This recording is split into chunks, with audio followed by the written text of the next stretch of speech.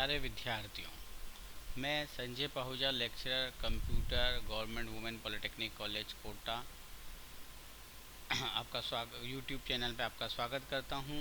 आज हम पढ़ेंगे यूनिट 2 का 201 जो सब्जेक्ट है उसका टॉपिक 2.4 कंपोनेंट्स ऑफ लेन। उससे पहले हमने पढ़ा था मीडिया, अब पढ़ेंगे एनआईसी और एनओएस। ये दो बहुत इम्पोर्टेंट कंपोनेंट हैं। इसका एक पार्ट और रह जाएगा जिसके अंदर नेटवर्किंग डिवाइसेस आएंगे। एनआईसी जो है नेटवर्क इंटरफेस कार्ड है, एनओएस जो है नेटवर्क ऑपरेटिंग सिस्टम है। तो चलिए इसको शुरू करते हैं। एनआईसी जो है वो आपका पास नेटवर्क इंटरफेस कार्ड है। नेटवर्क इंटरफेस कार्ड जो होता है वो आपके पास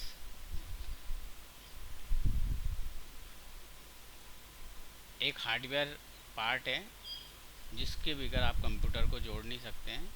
ये कंप्यूटर में इंटरनली सर्किट बोर्ड पर इंस्टॉल हो सकता है या बाहर भी आजकल इंस्टॉल हो जाता है, जो इसलिए इंटरफेस बोलते हैं। पहले इसको लेन कार्ड भी बोलते हैं, लेन अडेप्टर भी बोलते हैं। ये बेसिकली आपके पास नेटवर्क को बनाने के काम आता है। मीन्स जब कंप्यूटर आपस में जोड़े जाते हैं तो बिना एनआईसी के आप कंप्यूटर नहीं जोड़ सकते। और अगर आपको इंटरनेट भी इस्तेमाल करना है तो बिना एनआईसी के आप इंटरनेट इस्तेमाल नहीं कर सकते। जब आपको सबसे पहले डिवाइस में इंटरनेट एक्सेस करना हो तो आपको सबसे पहले किसी भी नेटवर्क डिवाइस से कनेक्ट करना हो तो इसको आप वायर नेटवर्क या वायरलेस नेटवर्क से डिवाइस कनेक्ट कर सकते हैं। तो एनआईसी एक बहुत इंपॉर्टेंट पार्ट है जिसको लेन कार्ड बोला जाता है या लेन नेटवर्क बोला जाता है। आपने अगर कभी नेटवर्क बनाया हो, जब आप इंटरनेट या नेटवर्क बनाते हैं तो उसमें ये पूछता है आपसे तो लेन किस पे इंस्टॉल्ड है, उसके लिए आपके पास कार्ड लगता है या एक्सटर्नल आजकल यूएसबी डिवाइस पे भी यूएसबी डिवाइस ही जैसा एक डिवाइस आता है वो भी यूएसबी पोर्ट पे लग जाता है। USB I think universal serial बस आप सभी जानते होंगे। तो एनआईसी जो है वो आपके पास एक बहुत इम्पोर्टेंट पार्ट है। एनआईसी के क्या क्या फीचर्स हो सकते हैं? नेटवर्क इंटरफेस कार्ड द्वारा किसी डिवाइस को नेटवर्क डिवाइस से जोड़ा जा सकता है। एनआईसी से हम दोनों प्रकार के कम्युनिकेशन कर सकते हैं, वायर्ड भी और वायरलेस भी, और ये डेटा को डिजिटल सिग्नल में ट्रांसलेट करता है। This is very important. अभी जो डेटा है वो डिजिटल ट्रांसफ़र होता है, फिर एनआईसी से ट्रांसफ़र होने के बाद अगर डेटा टेलीफोन लाइंस के थ्रू जा रहा है तो एनालॉग सिग्नल में कन्वर्ट करेगा। मीन्स जब टेलीफोन लाइंस में जाता है तो ये डेटा कहाँ तक जाता है? मीन्स एनआईसी से डेटा मॉडम तक जो जाता है वो डिजिटल फॉर्म में जाता है। कंप्यूटर से मॉडम तक जो डेटा जाता है उस पर्टिकुलर कंप्यूटर पे आपके क्या लगा हुआ है? एनआईसी लगा हुआ है। और एनआईसी वायर्ड या वायरलेस के थ्रू मॉडम से कनेक्टेड है, वहाँ तक सिग्नल डिजिटल जाएगा। और उसके बाद मॉडम से जब टेलीफोन लाइंस या अन्य लाइंस के थ्रू डेटा जा रहा है, फाइबर को छोड़ दें, तो वो जो डेटा है वो किसके थ्रू जाएगा? आपके पास डेटा जो है वो आपके पास डिजिटल से एनालॉग सिग्नल में कन्वर्ट हो जाएगा। तो जो मॉडम की एक्टिविटीज़ वहाँ पर शुरू होती है, जिसको हम डिटेल डिस्कस बाद में करेंगे। फिर ये टाइप्स ऑफ एनआईसीज दो टाइप के हो सकते हैं। एक तो होता है इंटरनल नेटवर्क कार्ड, मीन्स ये जो पीसी में इंसर्ट किया जाता है मदरबोर्ड पे। पीसी स्लॉट आते हैं, आजकल तो बहुत सारे स्लॉट्स आने लग गए हैं। कंप्यूटर में भी पीसी जो पर्सनल कंप्यूटर था, डेस्कटॉप जिसको बोलते हैं हम, ऑल इन वन कंप्यूटर आते हैं जिसमें हर प्रकार के लैपटॉप जैसी सुविधा है। सुविधा का मतलब उसमें सीपीयू अलग से नहीं होता है, मॉनिटर के साथ ही वो होता है, और जिसमें वाईफाई, आपके पास ब्लूटूथ, वेब कैमरा वगैरह सब लगा हुआ होता है। तो उसके अंदर भी कार्ड बिल्ट इन आता है जो इससे आप कनेक्टिविटी दोनों ही, चाहें तो वायर्ड की और चाहें तो वायरलेस की कनेक्टिविटी हासिल कर सकते हो। ठीक है, तो इंटरनल नेटवर्क कार्ड लग सकता है स्लॉट पे, और इसी तरीके से एक्सटर्नल जो कार्ड होता है वो भी लगता है। वायरलेस नेटवर्क एक्सेस करने के लिए ज़्यादातर एक्सटर्नल एनआईसी कार्ड का इस्तेमाल किया जाता है। इसमें सिस्टम को नेटवर्क से जोड़ने के लिए किसी भी केबल की आवश्यकता नहीं होती। ज़्यादातर जब बाहर ट्रेवल करते हैं तो आप एक डोंगल का इस्तेमाल करते हैं तो वो एक्सटर्नल कार्ड में आता है। और मोस्टली जो होता है एनआईसी जो कार्ड है जिसको अंदर फिट किया जाता है वो पीसी में नॉर्मली, लैपटॉप में भी इंटरनल कार्ड होता है। बट जब वाईफाई अडेप्टर जब इंसर्ट करते हैं यूएसबी एज एक्सटर्नल, तो ये आप जब बाहर जाते हैं तो ज़्यादातर इस्तेमाल करते हैं। तो ये भी आपके पास एक इंटरफेस कार्ड है। यहाँ में इंटरफेस कार्ड और जो डोंगल है वो दोनों में अंतर है। इंटरफेस कार्ड नेटवर्क बनाने के काम में आता है, जो वाईफाई डोंगल होता है वो आपका इंटरनेट कनेक्टिविटी के लिए। तो दोनों में अंतर है, भी ध्यान रखिएगा। हालांकि इसका भी जो कनेक्टर आता है वो ऐसे ही यूएसबी जैसा आता है, ठीक है। तो ये आपके पास कार्ड है। कंपोनेंट ऑफ एनआईसी में फिर एनआईसी का एक ड्राइवर चाहिए। हर एक नेटवर्क इंटरफेस कार्ड का एक ड्राइवर होता है जो जनरली मदरबोर्ड की सीडी के साथ आता है। जब आप सिस्टम इंस्टॉल करते हैं तो उसमें जो कार्ड है वो उसको हार्डवेयर को रिकॉग्नाइज़ करता है, ऑटो रिकॉग्नाइज़ करता है। जब ओएस इंस्टॉल करते हैं जैसे विंडो वगैरह, जो भी विंडो 10 है या 8 है या जो भी है, और उसके साथ वो ड्राइवर इंस्टॉल्ड हो जाता है। आप इसको चाहें तो डिवाइस में जाके नेटवर्क ड्राइवर में दोनों ही देख सकते हैं। अगर वाईफाई है तो वाईफाई भी देख सकते हैं, वायर्ड है तो वायर्ड भी देख सकते हैं। आप डिवाइस में जाएं, प्रॉपर्टी से जाएं, डिवाइस में जाएं, डिवाइस में आपको नेटवर्क ड्राइवर देख सकते हैं। इसी तरीके से हर एक का कंप्यूटर का एक मैक एड्रेस होता है, और वो मैक एड्रेस बेसिकली इस लेन कार्ड का एड्रेस ही है। एनआईसी का ही इम्पोर्टेंट पार्ट है जो आपके लगा हुआ है, जिससे आपका ये physical address of your computer कहलाता है। मैक का मतलब होता है मीडियम एक्सेस कंट्रोल, जो कि ओएसआई जो लेयर है, नेटवर्क मॉडल है ओएसआई, ओपन सिस्टम इंटरकनेक्शन, उस नेटवर्क मॉडल की जो 7 लेयर है उसकी second layer data link layer का पार्ट है मैक, जिसका निचला हिस्सा मैक है और ऊपला हिस्सा logical link control layer LLC होता है, जो फर्दर नेटवर्क से कनेक्ट होता है। मैक जो है वो बेसिकली फिजिकल लेयर से कनेक्ट होता है। तो मैक एड्रेस ही आपके कंप्यूटर का फिजिकल एड्रेस कहलाता है। फिर होती है ट्रांसमिशन स्पीड। हर एक नेट एनआईसी की एक ट्रांसमिशन स्पीड से है। ट्रांसमिशन स्पीड जो होती है वो आपके पास किस तरीके से कितना आप ट्रांसमिट करोगे डेटा, उस पर डिपेंड करती है। ट्रांसमिशन स्पीड का मतलब यहाँ पर बिट डेटा ट्रांसफ़र से मतलब है जो किलोबिट पर second means 10⁻³ kbps, mbps megabit पर सेकेंड या gbps गीगाबिट पर सेकेंड होती है। हर एक एनआईसी में एक लाइट कनेक्टिविटी होती है जिससे पता लगता है कि ये डेटा ट्रांसफ़र हो रहा है नहीं हो रहा है। जनरली ग्रीन है तो कनेक्टिविटी चालू है, और अगर रेड या ऑरेंज हो गई तो कहीं नेटवर्क प्रॉब्लम आ गई। तो आप कार्ड को हिला लें या कनेक्शन को एक बार प्रॉपर चेक कर लें। इसी तरीके से एक इम्पोर्टेंट पार्ट होता है जिसको मैंने अभी बताया था, मॉडेम या राउटर, जिसके थ्रू इंटरनेट आता है। तो वहाँ तक की कनेक्टिविटी पहुँचाने का काम कौन करता है? तो आपको कंप्यूटर पे जो एनआईसी कार्ड से मॉडेम या राउटर की जो कनेक्टिविटी देनी है वहाँ तक आपका डिजिटल सिग्नल जाएगा। उसके बाद वो एनालॉग सिग्नल एयर में, अगर वायरलेस कनेक्टिविटी है, वायर्ड है, टेलीफोन लाइन है, तब भी लाइंस के थ्रू, वायर्ड के थ्रू वो एनालॉग सिग्नल ही ट्रांसफ़र होगा। तो ये एक पूरा कंपोनेंट पार्ट होता है जिसको कि आप देखते हैं और इसको आप करते हैं। इसका जो नेक्स्ट पार्ट है, ये आपका एनआईसी पार्ट है, इसका जो नेक्स्ट पार्ट है वो हम अभी इसको चेक करते हैं। तो एनआईसी का पार्ट यही है। फिर आपके पास जो शुरू करते हैं वो है नेटवर्क ऑपरेटिंग सिस्टम।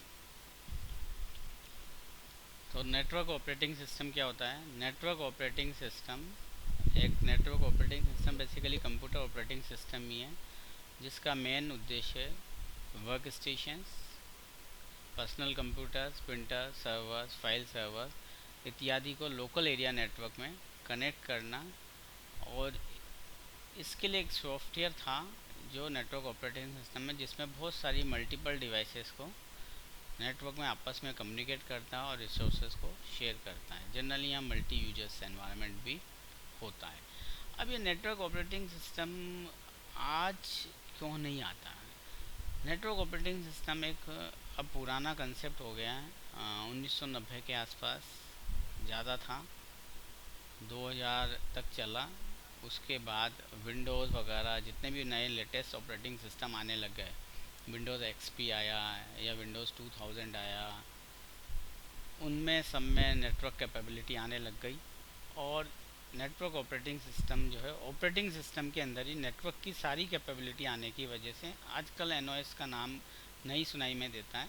आपको ऑपरेटिंग सिस्टम आते हैं, जैसे लेटेस्ट अभी विंडोज़ 7, विंडोज़ 8 या विंडोज़ 10 है, मैक ओएस है या एंड्रॉयड है, उन सब में नेटवर्क कैपेबिलिटी या नेटवर्किंग फंक्शनिंग सारी आती है, जिसकी वजह से आपको जो भी इंफॉर्मेशन या रिसोर्सेज को जो शेयर करना है वो सब उसी के अंदर इम्प्लीमेंटेड है। तो अलग से नेटवर्क ऑपरेटिंग सिस्टम आजकल नहीं आता है, वो इनकॉर्पोरेटेड है। बट चूंकि आपके सिलेबस का पार्ट है, इसलिए एक बार नेटवर्क ऑपरेटिंग सिस्टम को हम पढ़ लेते हैं। पहले इन्हीं को नेटवर्क ऑपरेटिंग सिस्टम्स को आपस में कनेक्ट करते थे। अब यहाँ पर किस तरीके से कनेक्ट करते हैं, तो types of networking operating system आते हैं। Peer to peer network operating system, जिसमें आपके पास बेस्ट वर्क करता है जब छोटे या मीडियम लेन होते हैं और यूज़ है। पीयर टू पीयर का मतलब होता है इसमें जितनी भी डिवाइसेज हैं सब इक्वल पावर की, मीन्स हर एक का अपना अपना इंडिविजुअल सेटअप भी है और एक दूसरे से कनेक्टेड भी हैं। इंडिविजुअल का मतलब आप इंडिविजुअल सिस्टम पे काम कर सकते हो, आपको ऐसा नहीं कि उसके लिए नेटवर्क में आना ही पड़ेगा। और जब आप नेटवर्क के हिस्सा बनते हो तो आप एक दूसरे की डेटा फाइल्स को या डेटा को शेयर भी कर सकते हो। डेटा फाइल्स का मतलब, डेटा को शेयर करने का मतलब है कि आप डेटा भेज सकते हो। अब इसमें बहुत सारी कैपेबिलिटीज़ आती हैं, जिसको मैं अभी जब एप्लीकेशंस ऑफ लेन वो एनओएस आएगा तब मैं पढ़ूँगा। बाकी पीयर टू पीयर का मतलब है कि each and every device has equal capabilities, means इसमें कोई ऐसी डिवाइस नहीं है जिसकी पावर कम हो और किसी की पावर ज़्यादा हो। तो मीडियम जब अरेंजमेंट होता है, मीडियम साइज़ के नेटवर्क्स होते हैं, नंबर ऑफ़ साइज़ जैसे डिवाइसेस की कम है, तब ये यूज़ करते हैं। फिर आता है client server network operating system. Client server most expensive होता है, इसका इम्प्लीमेंटेशन रिक्वायर बहुत टेक्निकल मेंटेनेंस होती है। इसका बहुत बड़ा एग्जांपल आपका रेलवे रिजर्वेशन सिस्टम है, जिसके अंदर क्लाइंट इंडिविजुअल रेलवे का अगर आप किसी जगह रिजर्वेशन कराने जाएं तो रेलवे जब तक सर्वर से नहीं जुड़ेगा, उसका ऑफिस रिजर्वेशन वाले का काउंटर का कंप्यूटर, तब तक वो कुछ नहीं कर सकता। क्यों? क्योंकि वो क्लाइंट के पास कोई कैपेबिलिटी नहीं है। जितना भी डेटा है या एक्सेस आ रहा है वो कहाँ से आ रहा है, सर्वर से। सारी प्रोसेसिंग भी सर्वर पे आ रही है। क्लाइंट खाली एक डिस्प्ले मशीन है और आउटपुट जो भी टिकट आपका बन के आता है वो उस पर आ जाता है और प्रिंटिंग कर देता है। तो वहाँ से एक सर्वर की क्लाइंट से तो एक रिक्वेस्ट चली जाती है सर्वर को, और सर्वर वो सारी प्रोसेसिंग करता है, और अगर आउटपुट है, टिकट आपकी अवेलेबल है या नहीं है, जो भी आउटपुट है वो आपको क्लाइंट को देता है, फिर वो प्रिंट हो जाता है। तो क्लाइंट सर्वर जब बहुत लंबा बड़ा नेटवर्क होता है तब लगाते हैं अपन, ठीक है।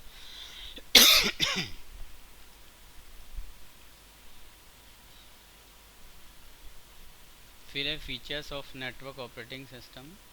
फीचर्स का मतलब क्या क्या काम कर सकता है, तो इसका सबसे अच्छा काम है प्रिंटर और एप्लीकेशन शेयरिंग। मीन्स आपको बहुत सारे प्रिंटर की आवश्यकता नहीं, एक प्रिंटर लें, उसमें नेट सर्वर पे लगा दें। बाकी जितनी भी क्लाइंट्स हैं, क्लाइंट्स का मतलब पीसी हैं बेसिकली, सर्वर का मतलब एक पावरफुल पीसी या जो हार्डवेयर में जो सर्वर आते हैं उनमें से एक बहुत बड़ा आपने कैपेबिलिटी वाला, जिसकी हायर प्रोसेसिंग पावर हो, मल्टीपल प्रोसेसर्स हों, मेमोरीज हों वगैरह, हार्डवेयर वाला जिसमें सर्वर होता है उसको लगा देते हैं। क्लाइंट बाकी रिक्वेस्ट देते हैं। क्लाइंट एक सिंपल पीसी भी हो सकता है, लैपटॉप हो सकता है, कोई भी डिवाइस हो सकता है। तो प्रिंटर शेयरिंग है, एप्लीकेशन शेयरिंग है, कॉमन फाइल व डेटाबेस की शेयरिंग कर सकते हो। नेटवर्क की जो सिक्योरिटीज़ होती है उसको शेयर किया जाता है, जैसे कि नेटवर्क की जो सबसे इम्पोर्टेंट है यहाँ पर नेटवर्क ऑपरेटिंग सिस्टम में, कि नेटवर्क के अंदर आपको यूजर्स की बहुत सारी सिक्योरिटीज़ रखनी पड़ती है, जैसे यूज़र का ऑथेंटिकेशन और एक्सेस कंट्रोल।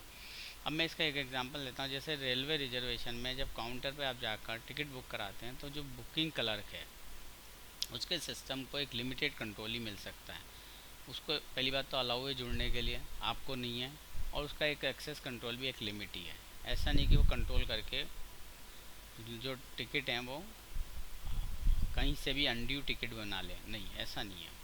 तो नेटवर्क की हर एक बहुत इंपॉर्टेंट है सिक्योरिटी पॉइंट ऑफ व्यू से। नेटवर्क सिक्योरिटी, यूज़र का ऑथेंटिकेशन होना, ऑथोराइज यूज़र ही एक्सेस कर पाए और जिस यूज़र को जो पावर मिली हुई है उसी का एक्सेस कंट्रोल हो।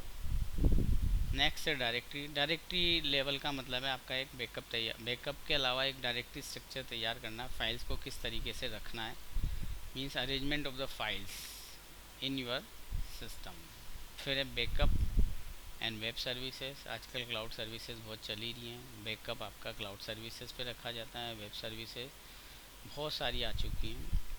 इंटरनेटवर्किंग की सुविधा भी देता है, मीन्स आपके पास बहुत सारी जब डिवाइसेस आपस में कनेक्ट होती हैं तो उनको कनेक्टिविटी के लिए भी नेटवर्क ऑपरेटिंग सिस्टम उसमें किस तरीके से रोल करेगा वो आप देखते हैं। तो ठीक है, तो ये आपका बेसिकली नेटवर्क ऑपरेटिंग सिस्टम है। मैं कुछ अब नेटवर्किंग ऑपरेटिंग सिस्टम के नाम पढ़ता हूँ। Example of network operating system में नोवेल नेटवर्क सबसे पहले था, और ये 1980 90s के अंदर बहुत चलता था, 95 2000 तक। तब माइक्रोसॉफ्ट का विंडोज़ जो था वो 3.11, उसमें नेटवर्क कैपेबिलिटी नहीं थी, तो विंडोज़ माइक्रोसॉफ्ट का लेन मैनेजर आता था। एक ये आरटी सॉफ्ट लैनिस्टिक था। फिर विंडोज़ का एनटी आया, न्यू टेक्नोलॉजी, विंडोज़ आया न्यू टेक्नोलॉजी, इसमें नेटवर्क कैपेबिलिटीज़ थी। और उसके बाद जो भी आए विंडोज़, चाहे 98 या XP 2000, Windows 3, Windows 7, Windows 8, Windows 10, Linux के जो भी वर्जन आ रहे हैं, एंड्रॉयड है, मैसिंटोश, मैक ओएस है, इन सब में आजकल नेटवर्क कैपेबिलिटीज़ आती हैं। तो नेटवर्क ऑपरेटिंग सिस्टम अलग से नहीं आता, ये जो ऑपरेटिंग सिस्टम आते नहीं हैं ये सब कैपेबिलिटीज़ आती हैं। ठीक है, इसका जो नेक्स्ट लेन कंपोनेंट का नेक्स्ट पार्ट है जिसमें अब सारी डिवाइसेस पढ़ेंगे, ब्रिज, हब, स्विच, राउटर, वो नेक्स्ट क्लास में पढ़ेंगे। Thank you.